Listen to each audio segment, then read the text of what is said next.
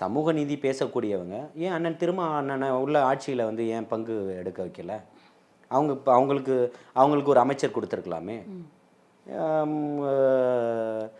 மனிதநேய மக்கள் கட்சி இருக்குது. அவங்களுடைய கொள்கையே வந்து முஸ்லீம் லீக்குக்கு எதிராக ஒரு கட்சியை ஆரம்பிக்கணும்.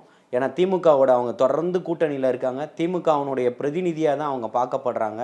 அப்படின்னும்போது 1999 ஜூலை 4 வந்து மெரினா சீரணி அரங்கத்தில் ஜெயலலிதா அவர்களை வச்சு ஒரு மாநாடு நடத்துகிறாங்க. அதில் வந்து ஏற்கனவே நான் அந்த சமூகத்துக்கு வந்து நான் ஒரு சில தவறுகளை செஞ்சிட்டேன், ஆனால் இன்னும் ஒருபோதும் இஸ்லாமிய சமூகத்தை நான் விட்டு கொடுக்க மாட்டேன்னு அதில் சூளுரைக்கிறாங்க இந்த மறைந்த அம்மையார். அப்போ வந்து அதுக்கு முன்னாடி அவங்க வந்து அரசியல் கலாச்சாரமாக வரல. அவங்க வந்து சமூக தமிழ்நாடு முஸ்லீம் முன்னேற்ற கழகம்ன்ற பேரில் தான் இஸ்லாமியர்களை கட்டமைக்கக்கூடிய ஒரு வேலையை தான் பார்த்தாங்க. ஆட்சியாளர்களுக்கு ஆதரவு கொடுத்தாங்க.